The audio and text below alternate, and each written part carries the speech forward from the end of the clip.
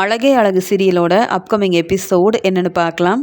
ரேவதி தங்கராஜ் கிட்ட சொல்கிறாங்க, நீங்கள் எதுக்காக என்கிட்ட இவ்வளோ கேள்வி கேட்டீங்க? நீங்கள் எதுக்கு என்ன சந்தேகப்படுறீங்க? நான் உங்கள் பேச்சை கேட்டு உங்கள் வீட்டு மருமகளாக பொறுப்பாக இந்த வேலையெல்லாம் பார்க்குறேன். ஆனால் நீங்கள் எதுக்கு இப்படிலாம் கேள்வி கேட்கணும் அப்படின்னு சொல்லும்போது, இல்லை நான் உன்னை கேள்வி கேட்டதெல்லாம் சரிதானே, நீ எப்போ பார்த்தாலும் ஃபோனில் பேசிக்கிட்டே இருக்க, யார்கிட்ட பேசுகிறேன்னு தானே கேட்டேன் அப்படின்னு சொல்லும்போது, ஆமாம், நானும் அழகுமதி மாதிரி வேலைக்கு போனால் அப்போ தெரியும் என்னுடைய அருமை பெருமை என்னன்னு, அப்போ தான் உங்களுக்கு புரியும்னு சொல்லும்போது, அழகுமதி இப்படி தான் யார் பேச்சையும் கேட்காம நானும் வேலைக்கு போகிறேன் சம்பாதிக்கிறேன்னு சொன்னதால் அழகுமதி வேலைக்கு போகக்கூடாதுன்னு யோசனை பண்ணதே நான் தான். அது மட்டும் இல்லை, அழகுமதி வேலைக்கு போகக்கூடாதுன்றதுக்காக சுரேஷ் கிட்ட பேசி பார்த்தேன். சுரேஷ் அழகுமதி கிட்ட நான் பேச போகிறதும் இல்லைன்னு சொல்லிட்டான். அதனால் காலேஜுக்கு போயிட்டு நானே அந்த சார்கிட்ட பேசினேன். அதனால தான் அந்த சாரும் என் பேச்சை கேட்டு இனி அழகுமதி வேலைக்கு வர வேண்டான்னு சொல்லிட்டாரு. இந்த உண்மை உனக்கு தெரியுமா ரேவதி அப்படின்னு கேட்ட உடனே ரேவதி சொல்கிறாங்க, இந்த பிரச்சனைக்கெல்லாம் காரணம் நீங்கள் தானா? நீங்கள் அமைதியாகவே இருக்க மாட்டிங்களா? எதுக்கு இப்படி தேவையில்லாத வேலையெல்லாம் செய்கிறீங்க அப்படின்னு கேள்விக்கு மேலே கேள்வி கேட்குறாங்க. நீ தேவையில்லாமல் என்கிட்ட கேள்வி கேட்காத, என் பேச்சை கேளு. இனி எப்போ பார்த்தாலும் ஃபோன் பேசுகிறதெல்லாம் விட்டுட்டு வீட்டில் இருக்க வேலையை பொறுப்பாக பார்க்கணும். அழகுமதி மாதிரி வேலைக்கு போகணும் நீ நினச்சாலும் அதெல்லாம் நடக்கவே நடக்காது, புரியுதா அப்படின்னு ரொம்ப கோபமாக பேசிட்டு அங்கேருந்து கிளம்புறாரு தங்கராஜ். உடனே ரேவதி உண்மையை புரிஞ்சுக்கிட்டு, தங்கராஜ் நீங்கள் என்கிட்ட கேள்வி கேட்குறீங்களா? இப்போவே அழகுமதிக்கு மட்டும் இந்த உண்மை தெரிஞ்சா அப்புறம் அழகுமதி பொறுமையாக இருக்கவே மாட்டாங்க. முதல்ல இந்த உண்மையை அழகுமதி கிட்ட சொல்கிறேன். ஏன்னா மலரணி கிட்ட பேசக்கூடாது, அழகுமதி கிட்ட பேசக்கூடாதுன்னு எப்போ பார்த்தாலும் தங்கராஜ் ஏதாவது கேள்வி கேட்குறாரு, பிரச்சனை செய்கிறாரு. இதுக்கு மேலே நான் ஏன் பொறுமையாக இருக்கணும்? என்னால் இப்போ அழகுமதிக்கு உதவி செய்யணும்னா இந்த உண்மையை சொல்ல முடியும். இந்த உண்மையை சொன்னாதான் அழகுமதிக்கு உதவி செஞ்ச மாதிரி இருக்கும். அழகுமதி ரொம்ப பாவம், அவங்க எவ்வளோ கஷ்டப்பட்டு அந்த வேலைக்கு போயிருப்பாங்க. ஆனால் வேணும்னே திட்டம் போட்டு அழகுமதி வேலைக்கு போகக்கூடாதுன்னு இங்கே சுரேஷும் தங்கராஜும் இப்படிலாம் செய்வாங்கன்னு நான் யோசிக்கவே இல்லை அப்படின்னு உடனே ரேவதி இங்கே அழகுமதிக்கு ஃபோன் பண்ணுறாங்க, மலருக்கு ஃபோன் பண்ணுறாங்க. உடனே மலர், என்ன ரேவதி இன்னைக்கு ரொம்ப சீக்கிரமாக ஃபோன் பண்ணியிருக்க, என்ன கிச்சனில் இருக்க வேலையெல்லாம் முடிச்சிட்டியா? தங்கராஜனை எங்கே இருக்காரு அப்படின்னு கேட்குறாங்க மலர். உடனே இங்கே ரேவதி சொல்கிறாங்க, அழகுமதி எங்கே இருக்காங்க? நான் முதல்ல அழகுமதி கிட்ட பேசணும்னு சொல்லும்போது, ரேவதி நானும் இங்கே தான் இருக்கேன், என்ன ரொம்பவே அவசரமாக பேசுகிறீங்க, என்னாச்சு அப்படின்னு கேட்கும்போது, இல்லை அழகுமதி உங்ககிட்ட ஒரு உண்மையை சொல்லணும் அப்படின்னு சொல்லும்போது, நீங்கள் சொல்லுங்கள் ரேவதி என்னாச்சு, ஏன் இவ்வளோ பதட்டமாக பேசுகிறீங்கன்னு அழகுமதி கேள்வி கேட்குறாங்க. அது வேறு ஒன்றுமே இல்லை, நீங்கள் இப்போ வீட்டில் இருக்கிறதுனால வேலைக்கு போகணுன்னெலாம் யோசிப்பீங்க தானே அப்படின்னு சொல்லும்போது, அதான் வேலைக்கு போக முடியாமல் வீட்டில் இருக்கேன்ல, ஆனால் கண்டிப்பாக எனக்கு வேலை கிடைக்கணும்னு நம்பிக்கை இருக்குது அப்படின்னு சொல்கிறாங்க. அது மட்டும் இல்லாமல் தங்கராஜால் தான் நீங்கள் வேலைக்கு போக முடியாமல் வீட்டிலையே இருக்கீங்க அப்படின்னு ரேவதி பேச ஆரம்பிக்கிறாங்க. ரேவதி என்ன சொல்கிறீங்க அப்படின்னு அழகுமதி மறுபடியும் கேள்வி கேட்க உடனே ரேவதி உண்மையை சொல்ல ஆரம்பிக்கிறாங்க. ஆமாம், நான் சொல்கிறது எல்லாமே உண்மைதான் அழகுமதி, நீங்கள் தான் புரிஞ்சுக்கணும். உங்கள் காலேஜுக்கு அந்த சார்கிட்ட பேசுனது தங்கராஜ் தான். இப்போ தான் இந்த உண்மை எனக்கே தெரியும். உடனே உங்களுக்கு ஃபோன் பண்ணிட்டேன்னு சொல்கிறாங்க. எதுக்காக தங்கராஜனை இப்படிலாம் செய்யணும்? என்னால் இதை நம்பவே முடியலன்னு சொல்லும்போது, தங்கராஜ் என்கிட்டயே இந்த உண்மையை சொல்கிறாரு. ஏன்னா நான் உங்ககிட்ட தான் ஃபோனில் பேசுகிறேன்னு தெரிஞ்சுக்கிட்டு அழகுமதிக்கிட்டேயும் பேச வேண்டாம், மலர்கிட்டையும் பேச வேண்டான்னு ரொம்பவே கோபமாக பேசினாரு தங்கராஜ். நானும் சீக்கிரமாகவே வேலைக்கு போக போகிறேன்னு சொன்னேன். அழகுமதி வேலைக்கு போகக்கூடாதுன்னு தான் காலேஜுக்கு போயிட்டு நானே அந்த சார்கிட்ட பேசினேன். நீயும் வேலைக்கு போகணும்னு நினைக்கவே நினைக்காத அப்படின்னு சொல்லிட்டாரு. அப்போ தான் இந்த உண்மை எனக்கு தெரியும். நானும் உங்களுக்காக சப்போர்ட் பண்ணி பேசினேன் அழகுமதி. ஆனால் தங்கராஜ் திருந்தவே மாட்டிக்கிறாரு. எதுக்காக உங்களுக்கு இப்படி பிரச்சனை செய்யணும்? இந்த உண்மையை தெரிஞ்சுக்கிட்டு என்ன செய்யன்னு தெரியல. ஆனால் உங்ககிட்ட இந்த உண்மையை சொல்லணுன்றதுக்காக தான் உடனே உங்களுக்கு ஃபோன் பண்ணேன் அப்படின்னு சொன்ன உடனே இங்கே அழகுமதி கேட்குறாங்க, ரேவதி நீங்கள் சொல்கிறது எல்லாமே உண்மைதானா? இதை நான் நம்பலாமான்னு கேட்கும்போது, நான் உண்மையை தான் சொல்கிறேன்னு சொல்லும்போது மலர் சொல்கிறாங்க, ரேவதி எதுக்கு இப்போ அழகுமதி கிட்ட இதெல்லாம் சொல்லிட்டு இருக்கீங்க? கொஞ்சம் பொறுமையாக சொல்லியிருக்கலாம்ல. அழகுமதி ஏற்கனவே அவங்க இத்தனை வருஷமாக அந்த காலேஜில் வேலை பார்த்துட்டு இருந்தாங்க. நீங்கள் இனி வேலைக்கு வர வேண்டான்னு சொன்னதால் இப்போ வரைக்கும் வேலைக்கு போக முடியாமல் கஷ்டப்படுறாங்க. நீங்கள் எதுக்கு இந்த உண்மையை சொல்லணும்னு மலர் கேள்வி கேட்குறாங்க. மலரணி என்ன இருந்தாலும் அழகுமதிக்கு முதல்ல இந்த உண்மை தெரிய வேண்டாமா? அது மட்டும் இல்லாமல் தங்கராஜுக்கு சரியான பதில் கிடைக்கணும். தங்கராஜ் வந்து நான் வேலைக்கு போகக்கூடாதுன்னு சொல்கிறாரு. எப்போ பார்த்தாலும் நான் ஃபோனில் பேசுகிறேன்னு தேவையில்லாமல் கேள்வி கேட்குறாரு. எனக்கு தங்கராஜால் எவ்வளோ பிரச்சனை வருது தெரியுமா? ஆனால் எனக்கு மட்டும்தான் தங்கராஜ் பிரச்சனை செய்கிறாருன்னு நினச்சேன். ஆனால் இங்கே வந்து சுரேஷோட வாழ்க்கைக்காக தான் இதெல்லாம் செஞ்சேன்னு அவர் சொல்லும்போது என்னாலேயே தாங்கிக்க முடியல. அப்புறம் அழகுமதி எவ்வளோ கஷ்டப்படுவாங்க. கண்டிப்பாக அழகுமதிக்கு இந்த உண்மை தெரியணுன்றதுக்காக தான் இப்போ நானே ஃபோன் பண்ணேன் அப்படின்னு சொல்கிறாங்க ரேவதி. இந்த உண்மையை தெரிஞ்சுக்கிட்டு உடனே ரேவதி கிட்ட சொல்கிறாங்க, பரவாயில்ல ரேவதி, நீங்கள் இந்த உண்மையை சொன்னது எல்லாமே நல்லது தான். அதனால தானே தங்கராஜை பற்றி தெரிஞ்சுக்கிட்டேன் அப்படின்னு சொல்லிட்டு எங்கள் அழகுமதி ரொம்ப கோவமாக ஃபோனை வைக்கிறாங்க. மலர் சொல்கிறாங்க, ரேவதி ஏதோ புரியாமல் உண்மையை சொல்லிட்டா. ஆனால் உண்மையை தெரிஞ்சுக்கிட்டு எதுக்காக அழகுமதி கோவப்படுறீங்கன்னு கேட்கும்போது, மலரக்கா என்ன சொல்கிறீங்க? நான் எத்தனை வருஷமாக அந்த காலேஜில் வேலை பார்த்துருக்கேன். எவ்வளோ கஷ்டப்பட்டு படித்து அந்த வேலைக்கு போயிருப்பேன். ஆனால் இப்படி தங்கராஜ் வந்து அந்த சார்கிட்ட பேசி நான் வேலைக்கு போகக்கூடாதுன்னு எதுக்கு இப்படிலாம் செய்யணும்? இந்த உண்மையை தெரிஞ்சுக்கிட்டு நான் பொறுமையாக இருக்கணுமா அப்படின்னு கேள்வி கேட்க ஆரம்பிக்கிறாங்க அழகுமதி. அழகுமதி கொஞ்சம் பொறுமையாரு. ஏற்கனவே உன்னால் வீட்டில் நிறைய பிரச்சனை வந்திருக்கு. இப்போ தான் எல்லாரும் அமைதியாக அவங்க வேலையை பார்க்குறாங்க அப்படின்னு சொல்லும்போது, எல்லாரும் அவங்க வேலையை பார்க்கட்டும், நானும் என் வேலையை பார்க்க வேண்டாமா அப்படின்னு தங்கராஜை பார்க்கறதுக்காக கிளம்புறாங்க அழகுமதி. மலர் பேச்சை கேட்காம அழகுமதி இப்போவே நான் தங்கராஜ் கிட்ட பேசணும், இந்த உண்மை தெரியாமல் எதுக்காக நான் வேலைக்கு வரக்கூடாதுன்னு அந்த சார் சொன்னார் அப்படின்னு புரிஞ்சிக்காம, எந்த காரணமும் இல்லாமல் எதுக்கு என்னை வேலைக்கு வர வேண்டான்னு சொன்னாங்கன்னு இத்தனை நாள் யோசனை பண்ணிட்டு இருந்தேன். இப்போ தானே புரியுது இது எல்லாமே தங்கராஜோட வேலைன்னு அப்படின்னு இங்கே ரொம்ப கோவமாக கிளம்பும்போது மலர் சொல்கிறாங்க, வேண்டாம் அழகுமதி, நீ வீட்லேயே இரு. இங்கே பாக்கியராஜ், சுரேஷ் எல்லாரும் வரட்டும். முதல்ல இவங்க எல்லார்கிட்டேயும் இந்த உண்மையை சொல்லலாம். அதுக்கப்புறம் தங்கராஜ் வீட்டுக்கு வரும்போது நீ தங்கராஜ் கிட்ட பேசிக்கலாம். இப்போ நீ அங்கே போயிட்டு பிரச்சனை செஞ்சா அதுக்கப்புறம் தங்கராஜ் அமைதியாக இருக்க மாட்டார். தங்கராஜ் மறுபடியும் நம்ம வீட்டுக்கு வந்து தேவையில்லாமல் பேசி பிரச்சனை செய்வார். அதுக்கப்புறம் ராகவன் மாமா, ராஜலக்ஷ்மி அத்தை எல்லாரும் அழகுமதி உன்கிட்ட தான் கேள்வி கேட்பாங்க. இதெல்லாம் தேவையா? நீ கொஞ்சம் அமைதியாரு, பொறுமையாரு, எல்லாரும் வீட்டுக்கு வரட்டும், நானே உனக்காக பேசுகிறேன்னு சொல்கிறாங்க மலர். மலரக்கா, எனக்காக நான் தான் பேசணும். நீங்கள் வீட்டை பார்த்துக்கோங்க, வீட்டில் இருக்க வேலையெல்லாம் செய்யுங்க. இப்போவே தங்கராஜ் கிட்ட பேசிட்டு உடனே கிளம்பி வரேன் அப்படின்னு சொல்லிட்டு ரொம்ப கோபமாக அழகுமதி இங்கே ரேவதியோட வீட்டுக்கு கிளம்பி வராங்க. ரேவதி ரொம்ப சந்தோஷமாக இருக்காங்க. தங்கராஜ் என்கிட்ட கேள்வி கேட்டார்ல, இந்த உண்மையை தெரிஞ்சுக்கிட்டு தங்கராஜ் கிட்ட கேள்வி கேட்க முடியாமல் கஷ்டப்பட்டேன். கொஞ்ச நேரத்தில் அழகுமதி வருவாங்க, தங்கராஜுக்கு சரியான பதில் கிடைக்க போகுது. நான் வீட்டில் யார்கிட்டையும் பேசக்கூடாது, மலர் அன்னைக்கு ஃபோன் பண்ணக்கூடாது, அழகுமதி கிட்ட பேசக்கூடாது, என்னெல்லாம் சொல்கிறாரு இந்த தங்கராஜ். தங்கராஜுக்கு வேற வேலையே இல்லை. அது மட்டும் இல்லாமல் நான் வேலைக்கு போகவே கூடாதுன்னு என்னென்ன பேசுகிறாரு. இனிதான் தங்கராஜுக்கு சரியான பதில் கிடைக்க போகுது. என்னால் தங்கராஜை எதிர்த்து பேச முடியல. அழகுமதி பொறுமையாக இருப்பாங்களா? இந்த உண்மையை தெரிஞ்சுக்கிட்டு அழகுமதி நம்ம வீட்டுக்கு வரணும், தங்கராஜ் கிட்ட கேள்வி கேட்கணும், இதை பார்த்து நான் சந்தோஷப்படணும் அப்படின்னு ரேவதி அழகுமதி எப்போ வீட்டுக்கு வருவாங்கன்னு எதிர்பார்த்துக்கிட்டே இருக்காங்க. அந்த சமயம் அழகுமதி ரேவதியோட வீட்டுக்கு வராங்க. அழகுமதி வரதை பார்த்துட்டு ரேவதி சந்தோஷப்படுறாங்க. உடனே அழகுமதி தங்கராஜோட வீட்டுக்கு வந்துட்டு தங்கராஜ் அண்ணன் அப்படின்னு கூப்பிடுறாங்க. என்ன அழகுமதி, நீ எங்கள் வீட்டுக்கு வந்திருக்க? தனியாவா வந்திருக்க? இங்கே சுரேஷ் வரலையா அப்படின்னு கேட்கும்போது, சுரேஷ் எதுக்காக வரணும்? நீங்கள் என்னென்ன வேலை செஞ்சுருக்கீங்கன்னு எனக்கு தானே தெரியும் அப்படின்னு சொல்லும்போது, என்ன அழகுமதி, என் வீட்டுக்கே வந்து தேவையில்லாமல் பேசி பிரச்சனை செய்கிறியா அப்படின்னு கேட்கும்போது, நான் எந்த பிரச்சனையும் செய்யலை.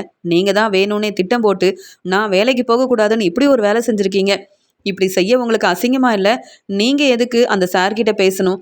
நான் வேலைக்கு வரக்கூடாதுன்னு நீங்கள் எதுக்காக அவர்கிட்ட பேசணும்? நான் வேலைக்கு போனால் உங்களுக்கு என்ன பிரச்சனை? நீங்கள் எதுக்கு தேவையில்லாமல் என் வாழ்க்கையில் தலையிடுறீங்க? நீங்கள் எதுக்கு பிரச்சனை செய்கிறீங்க அப்படின்னு கேள்விக்கு மேலே கேள்வி கேட்குறாங்க. உடனே இங்கே தங்கராஜ் வந்து, ஆமாம், நான் தான் அந்த சார்கிட்ட பேசினேன். நீ வேலைக்கு போகக்கூடாதுன்றதுக்காக தான். சுரேஷ் பேச்சை கேட்காம, பெரியவங்க பேச்சை கேட்காம நீ வீட்டில் என்னெல்லாம் பிரச்சனை செஞ்சேன்னு உனக்கு தெரியுமா? இல்லை நீ செஞ்ச பிரச்சனையெல்லாம் மறந்துட்டியா? நாங்கள் தான் நீ செஞ்ச பிரச்சனையை மறந்துட்டு அமைதியாக இருக்கோம். உன்னால் சுரேஷ் சரியாக சாப்பிடாம தூங்காமல் எவ்வளோ கஷ்டப்பட்டான்னு எனக்கு தெரியும். அதே மாதிரி வீட்டில் இருக்க எல்லாரும் உங்ககிட்ட இப்போ பேசாமல் இருக்கிறதுக்கு காரணமே நீ செஞ்ச பிரச்சனையால தான். நீ இப்போ வேலைக்கு போகாமல் வீட்டில் இருக்க வேலையை பொறுப்பாக பார்த்துக்கிறல, அதுவே போதும். இப்போ ரேவதியும் வேலைக்கு போகாமல் என் குடும்பத்தை நல்லா தானே பார்த்துக்கிறா, என் பசங்களை பார்த்துக்கிறா, என் அம்மாவை பார்த்துக்கிறா.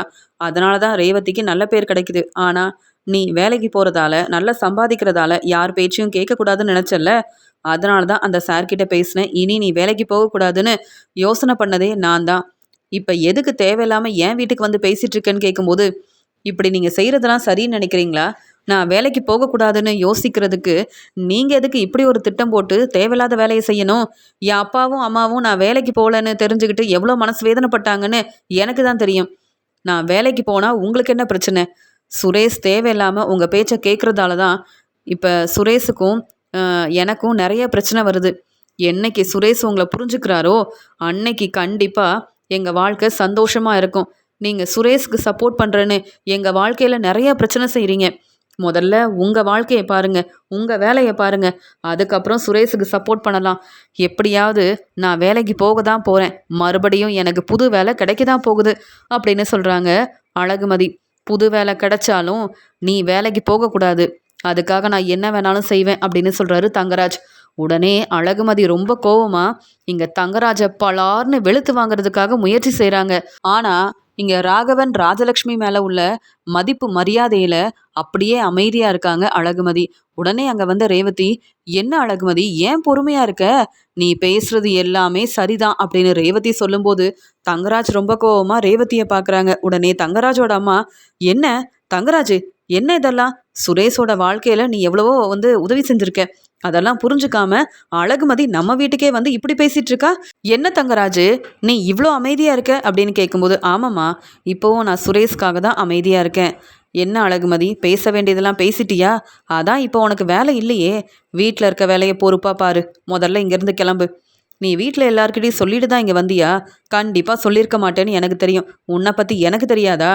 தேவையில்லாமல் பேசாத. இதெல்லாம் சுரேஷுக்கு தெரிஞ்சா மறுபடியும் சுரேஷ் பொறுமையாகவே இருக்க மாட்டான். சுரேஷ் எனக்கு தான் சப்போர்ட் பண்ணுவான்னு சொல்லும்போது, மறுபடியும் நானும் வேலைக்கு போக தான் போகிறேன். நீங்கள் என்ன தான் திட்டம் போட்டு வீட்டில் இருக்க எல்லாரையும் ஏமாத்தினாலும் உங்கள் பேச்சை வீட்டில் உள்ளவங்க கேட்குறதுனால நீங்கள் நான் வேலைக்கு போகக்கூடாதுன்னு இப்படிலாம் யோசனை பண்ணாலும் கண்டிப்பாக மறுபடியும் எனக்கு புது வேலை கிடைக்க தான் போகுது. அப்போ நீங்கள் என்ன செய்கிறீங்கன்னு பார்க்க தானே போகிறேன்னு சொல்லும்போது, அதெல்லாம் உனக்கு வேலை கிடைச்சாலும் கண்டிப்பாக நீ வேலைக்கு வர வேண்டான்னு அவங்களே சொல்கிற மாதிரி செய்வேன். போதுமா? முதல்ல வீட்டில் இருக்க வேலையை பொறுப்பாக பாரு. அது மட்டும் இல்லாமல் இனி ரேவதி கிட்ட ஃபோனில் பேசுறது, அப்பப்போ ரேவதி உங்களுக்கு ஃபோன் பண்ணுறதுன்னு இந்த வேலையெல்லாம் செய்யவே கூடாது. நீயும் ரேவதி கிட்ட பேச வேண்டாம், ரேவதியும் உங்ககிட்ட இனி பேச மாட்டா. என்ன ரேவதி, நான் சொல்கிறது சரிதானன்னு கேட்கும்போது, நான் எப்பயும் போல் ரேவதி கிட்ட பேச தான் செய்வேன். மறுபடியும் நான் வேலைக்கு போக தான் போகிறேன். ஆனால் இந்த வேலையை உங்களால் எதுவுமே செய்ய முடியாது. நான் வேலைக்கு வந்த உடனே கண்டிப்பாக உங்களுக்கு சரியான பதில் கிடைக்க தான் போகுது. புது வேலைக்காக தான் நானும் காத்துட்ருக்கேன். அந்த வேலை சீக்கிரமாக கிடைக்க தான் போகுதுன்னு சொல்லும்போது, என்னது புது வேலை கிடைக்க போகுதா? என்ன ரொம்ப யோசிக்கிற? அப்படி நீ வேலைக்கு போகவே முடியாது அப்படின்னு தங்கராஜ் சொல்லும்போது ரொம்ப கோவமாக அழகுமதி பேசிட்டு இங்கே ராகவனோட வீட்டுக்கு கிளம்பி வராங்க. என்ன தங்கராஜ், நீ சுரேஷுக்கு ரொம்ப இடம் கொடுக்குற, அதான் அழகுமதி நம்ம வீட்டுக்கே இப்படி தேவையில்லாமல் பேசிகிட்டு இருக்கா. நீ எதுக்கு அவங்க வாழ்க்கையில் தலையிடுற தங்கராஜ்? நம்ம வீட்லேயே ஏற்கனவே ரேவதி நம்ம பேச்சை கேட்குறதே இல்லை. ரேவதியால் நிறைய பிரச்சனை வருது. எப்போ பார்த்தாலும் ரேவதி ஃபோனில் பேசிக்கிட்டே இருக்கா. நான் பார்க்கும்போதும் ரேவதி எப்போ பார்த்தாலும் ஃபோனில் பேசிக்கிட்டே இருக்கா. நீ முதல்ல உன்னுடைய வாழ்க்கையை பாரு தங்கராஜ் அப்படின்னு தங்கராஜோட அம்மா சொல்லிட்டு அங்கேருந்து கிளம்புறாங்க. ரேவதிக்கு அவ்வளோ சந்தோஷமாக இருக்குது. இன்றைக்கி ஏன் முன்னாடியே அழகுமதி தங்கராஜுக்கு சரியான பதில் கொடுத்துருக்காங்க. தேவையில்லாமல் என்கிட்ட கேள்வி கேட்டார்ல தங்கராஜ், தங்கராஜுக்கு இதுவும் வேணும், இதுக்கு மேலேயும் வேணும் அப்படின்னு உடனே ரேவதி யோசனை பண்ணுறாங்க. இங்கே தங்கராஜ் ரேவதியை பார்த்த உடனே இங்கே அழகுமதி என்னெல்லாம் பேசுனாங்கன்னு நான் கவனிக்கவே இல்லைங்க, எனக்கு கிச்சனில் நிறைய வேலை இருக்குது அப்படின்னு சொல்லிட்டு ரேவதி கிச்சனுக்கு வராங்க. அழகுமதி எல்லாரும் முன்னாடியும் என்கிட்ட கேள்வி கேட்குறா. அது மட்டும் இல்லாமல் இன்றைக்கி தேவையில்லாமல் அழகுமதி பிரச்சனை செஞ்சதுக்கு கண்டிப்பாக அழகுமதிக்கு மறுபடியும் வேலை கிடைக்க போகிறதே இல்லை. அப்படியே வேலை கிடைச்சா நான் அமைதியாக இருப்பேனா அப்படின்னு சொல்லிட்டு தங்கராஜ் அழகுமதி மேலே உள்ள கோபத்தில் யோசிக்கிறாரு. மறுபடியும் அழகுமதி வீட்டுக்கு வராங்க. வீட்டுக்கு வந்த உடனே மலர் அழகுமதி என்னாச்சு? நான் தான் சொன்னேன்ல ரேவதி வீட்டுக்கு போக வேண்டான்னு. தங்கராஜ் அண்ணங்கிட்ட பேசுனியா? என்ன சொன்னாரு அப்படின்னு கேட்கும்போது, இந்த பிரச்சனைக்கு காரணமே நான் தான். மறுபடியும் நீ வேலைக்கு போகவே கூடாது, வீட்டில் இருக்க வேலையை பார்த்தா போதும்னு கொஞ்சம் கூட யோசிக்காமல் பேசுகிறாரு. நான் வேலைக்கு போகணுமா வேண்டாமான்னு நான் தானே யோசிச்சு ஒரு நல்ல முடிவாக எடுக்கணும். என் வாழ்க்கையில் எதுக்கு தங்கராஜ் தலையிடணும்? எதுக்கு அவர் இப்படி ஒரு தேவையில்லாத வேலையை செய்யணும்? எனக்கும் சுரேஷ்க்கும் தங்கராஜ் கல்யாணம் பண்ணி வச்சாரு தான், அதுக்காக தங்கராஜ் பேச்சை நான் கேட்கணுமா? அப்படி என்ன அவசியம் இருக்குது? இப்போ நான் உண்மையை புரிஞ்சுக்கிட்டேன்ல. இத்தனை நாள் வீட்டில் இருக்க வேலையெல்லாம் செஞ்சுட்டு உங்கள் கூட சந்தோஷமாக பேசிகிட்டு இருந்தேன். ஆனால் இனி மறுபடியும் எனக்கு வேலை கிடைக்கிறதுக்காக என்னென்ன செய்யணுமோ எல்லா ஏற்பாடையும் நான் செய்ய தான் போகிறேன். மறுபடியும் நான் படிக்க போகிறேன். புது வேலை கிடைக்கிற வரைக்கும் நான் வந்து கண்டிப்பாக படிக்க போகிறேன். மறுபடியும் பரீட்சை எழுதி நான் வந்து ஒரு புது வேலைக்கு போக தான் போகிறேன். இதுக்கு மேலே நான் பொறுமையாக இருக்கவே மாட்டேன் அப்படின்னு சொல்லும்போது, என்ன அழகுமதி, ஏன் இப்படிலாம் பேசுகிற? நல்ல வேலை ராகவன் மாமாவும் ராஜலக்ஷ்மி அத்தையும் ரெஸ்ட் எடுக்கிறாங்க. இல்லைனா நீ எங்கே போயிருக்க, ஏன் ரேவதி வீட்டுக்கு போனேன்னு கேள்வி கேட்டிருப்பாங்கன்னு சொல்லும்போது, அவங்களுக்கும் இந்த உண்மையை நான் சொல்ல தான் போகிறேன். நான் எதுக்காக பொறுமையாக இருக்கணும்? இப்போ வரைக்கும் எதுக்காக அந்த சார் வந்து நீ வேலைக்கு வர வேண்டான்னு சொன்னாரு? நீ உன்னுடைய வேலையை சரியாக செய்யலை அப்படி தானேன்னு வீட்டில் எல்லாரும் என்ன தானே கேள்வி கேட்டாங்க அப்படின்னு ரொம்ப கோபமாக பேசுகிறாங்க அழகுமதி. மலர் வந்து என்ன பேசுறதுனே தெரியாமல் அமைதியாக இருக்காங்க. உடனே அழகுமதி தன்னுடைய ரூமுக்கு வராங்க. மறுபடியும் எப்போ பரீட்சை இருக்குது, எப்படியெல்லாம் படித்து முன்னேறலாம், புது வேலை கிடைக்கிறதுக்காக என்னென்ன ஏற்பாடெல்லாம் செய்யணும் அப்படின்னு உடனே அழகுமதி தனக்கு புது வேலை கிடைக்கிறதுக்காக எல்லா ஏற்பாடையும் செய்ய ஆரம்பிக்கிறாங்க. அழகுமதி சாப்பிட வரல, அது மட்டும் இல்லாமல் அழகுமதி கிச்சன் பக்கமே வரலையே அப்படின்னு இங்கே ராகவன் கிட்ட ராஜலக்ஷ்மி சொல்கிறாங்க. உடனே மலர் வந்து இந்த உண்மையெல்லாம் ராஜலக்ஷ்மிக்கும் ராகவனுக்கும் தெரிஞ்சா அப்புறம் அழகுமதி கிட்ட தானே பிரச்சனை செய்வாங்க அப்படின்னு சொல்லிட்டு, அழகுமதிக்கு ஏதோ முடியலையா, அதான் ரெஸ்ட் எடுக்கிறா, வேற ஒன்றும் இல்லை, அதான் நான் கிச்சனில் இருக்க வேலையை பார்த்துக்கிறேன்ல அப்படின்னு சொல்கிறாங்க. அந்த சமயம் அழகுமதி வராங்க. வந்த உடனே, என்னாச்சு, நீ என்ன எப்போ பார்த்தாலும் ரூம்லேயே இருக்க, மலர் மட்டும்தான் கிச்சனில் இருக்க வேலையை செய்யணுமா? இதுக்கு தான் நீ தான் துணி துவைக்கணும்னு சொன்னால் இந்த வேலையை செய்ய முடியாதுன்னு சொல்லிடுவேன். கிச்சனில் இருக்க வேலையை சரியாக பார்க்கணும், எங்கள் எல்லாருக்கும் விதவிதமாக சமைச்சு கொடுக்கணும்னு சொன்னால் என்னால் விதவிதமாக சமைக்க முடியாது, சமைக்க தெரியாதுன்னு ஏதாவது ஒரு காரணம் சொல்லிக்கிட்டே இருப்பேன். இப்போ என்ன, உனக்கு என்ன பிரச்சனை? ஏன் இவ்வளோ நேரம் ரூம்லேயே இருக்க? நீ நல்லா ரெஸ்ட் எடுக்கிற, இதுக்கு பேசாமல் நீ வேலைக்கே போயிருக்கலாம் அப்படின்னு ராஜலக்ஷ்மி பேச ஆரம்பிக்கும் போது உடனே அழகுமதி சொல்கிறாங்க, ஆமாம் நான் கண்டிப்பாக வேலைக்கு போயிருக்கணும், ஆனால் நான் வேலைக்கு போகக்கூடாதுன்னு நினைக்கிறதே உங்கள் வீட்டு மாப்பிள்ளை தங்கராஜ் தானே அப்படின்னு சொல்லும்போது, இந்த வீட்டு மாப்பிள்ளை தங்கராஜ் நீ வேலைக்கு போகக்கூடாதுன்னு நினைக்கிறாரா? அப்படிலாம் எங்கள் வீட்டு மாப்பிள்ளை தங்கராஜ் யோசிக்கவே மாட்டார். ரேவதியை எவ்வளோ நல்லா பார்த்துக்கிறாரு, ரேவதிக்கு ஒரு வசதியான வாழ்க்கை கிடச்சிருக்குன்னு நாங்கள் எவ்வளோ நிம்மதியாக இருக்கோம், சந்தோஷமாக இருக்கோம். நீ என்ன எங்கள் வீட்டு மாப்பிள்ளை தங்கராஜை பற்றி பேசுகிற அப்படின்னு இங்கே ராஜலக்ஷ்மி கேள்வி கேட்கும்போது உடனே ராகவன், அழகுமதி நீ எங்கள் வீட்டு மாப்பிள்ளை தங்கராஜை பற்றி பேச வேண்டாம், ரேவதியை தங்கராஜ் எவ்வளோ நல்லா பார்த்துக்கிறாருன்னு எங்களுக்கு தெரியும். தங்கராஜ் மேலே எங்களுக்கு தனி மதிப்பு மரியாதை இருக்குது, தங்கராஜ் பேச்சை தான் நாங்கள் கேட்போம், புரியுதா அப்படின்னு சொல்கிறாரு ராகவன். நீங்கள் எப்பயும் போல் தங்கராஜ் பேச்சை கேட்கலாம், ஆனால் தங்கராஜ் எதுக்கு ஏன் வேலையில் தலையிடணும், எனக்கு ஏன் பிரச்சனை செய்யணும்னு கேட்கும்போது, பார்த்தீங்களா நம்ம வீட்டு மாப்பிள்ளை தங்கராஜையே கேள்வி கேட்கணும்னு நினைக்கிறா அழகுமதின்னு சொல்லும்போது, ஏற்கனவே கேள்வி கேட்டுட்டேன், இனி கேள்வி கேட்கணும்னு நான் யோசிக்கவே இல்லை, மறுபடியும் நான் வேலைக்கு போக தான் போகிறேன், அப்போ நான் உங்ககிட்ட பேசிக்கிறேன் அப்படின்னு சொல்லிட்டு உடனே அழகுமதி கிச்சனுக்கு வராங்க. கிச்சனுக்கு வந்த உடனே அவங்க சாப்பிடாம இருக்கிறதுனால மலர் உடனே அழகுமதிக்கு சாப்பாடெல்லாம் பரிமாறுறாங்க. இதை பார்த்துட்டு ராகவன் ரொம்ப கோவப்படுறாரு. ராஜலக்ஷ்மி கேள்வி கேட்குறாங்க, என்ன மலரு, நீ முதல்ல எனக்கு காஃபி கொண்டு வா, நீ எதுக்கு அழகுமதிக்கு சாப்பாடெல்லாம் பரிமாறிட்டு இருக்க, இந்த வேலையை கூட அழகுமதியால் செய்ய முடியாதா, அழகுமதி உனக்கு வேணும்னா நீயே சாப்பாடெல்லாம் எடுத்து வை அப்படின்னு சொல்கிறாங்க. நான் பார்த்துக்கிறேன் மலரக்கா, நீங்கள் காஃபி போடுங்க அப்படின்னு சொல்லிட்டு அழகுமதி சாப்பிட்றாங்க. கொஞ்ச நேரத்தில் அவங்க ஃப்ரெண்டு ஃபோன் பண்ணுறாங்க, நாளைக்கு ஒரு பரீட்சை இருக்குது, நீ நல்லபடியாக படித்து இந்த பரீட்சையில் நல்லா வந்து எழுதணும், அதுக்கப்புறம் நீ மட்டும் நல்லா படித்து இந்த வேலை உனக்கு கிடைச்சா நீ நினச்ச மாதிரியே உன்னுடைய வாழ்க்கை ரொம்ப சந்தோஷமாக இருக்கும், நீ நல்லா சம்பாதிக்கலாம், உன்னுடைய குடும்பத்தை பார்த்துக்கலாம், உங்கள் அப்பா அம்மா சந்தோஷப்படுவாங்க, நானும் உன்னை நினச்சி ரொம்ப பெருமைப்படுவேன் அப்படின்னு சொல்லும்போது, அப்படியா, உடனே நான் வந்து படிக்க ஆரம்பிக்கிறேன், நல்ல வேலை இந்த உண்மையை நீ எனக்கு சொன்ன அப்படின்னு சொல்லிட்டு சாப்பிட்டுட்டு இருந்த அழகுமதி உடனே படிக்கிறதுக்காக கிளம்புறாங்க. தன்னுடைய ரூமுக்கு போன அழகுமதி யார்கிட்டையும் பேசாமல் கஷ்டப்பட்டு படிக்கிறாங்க.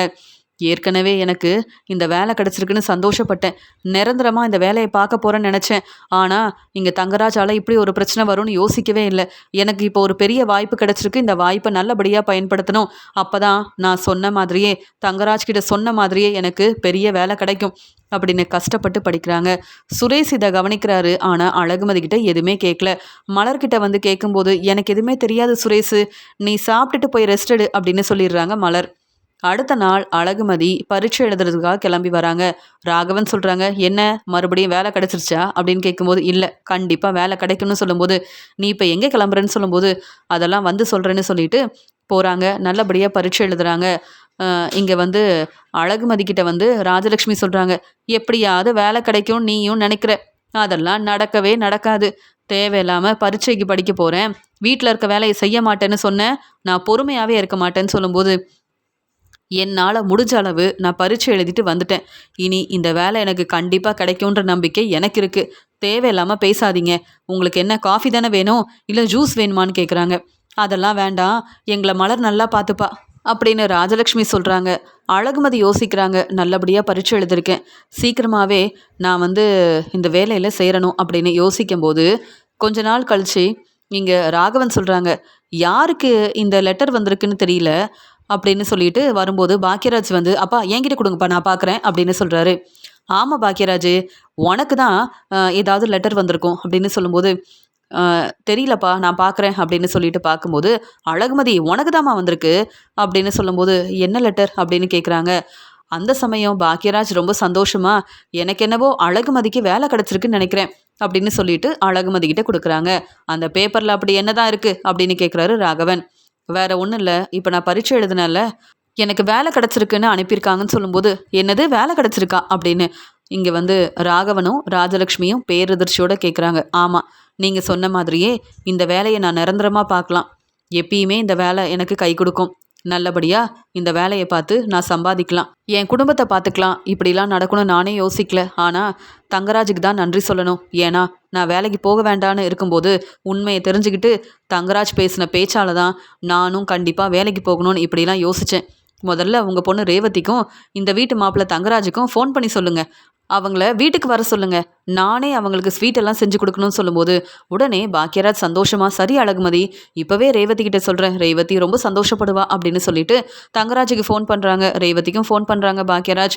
என்னது அழகுமதிக்கு வேலை கிடச்சிருக்கா அப்படின்னு பேரதிர்ச்சியோடு கேட்குறாரு இங்கே வந்து தங்கராஜ். உடனே சுரேஷ், தங்கராஜ் எல்லாரும் வீட்டுக்கு வராங்க. அழகுமதி எல்லாருக்கும் அவங்களே செஞ்ச ஸ்வீட்டெல்லாம் கொண்டு வந்து கொடுக்குறாங்க.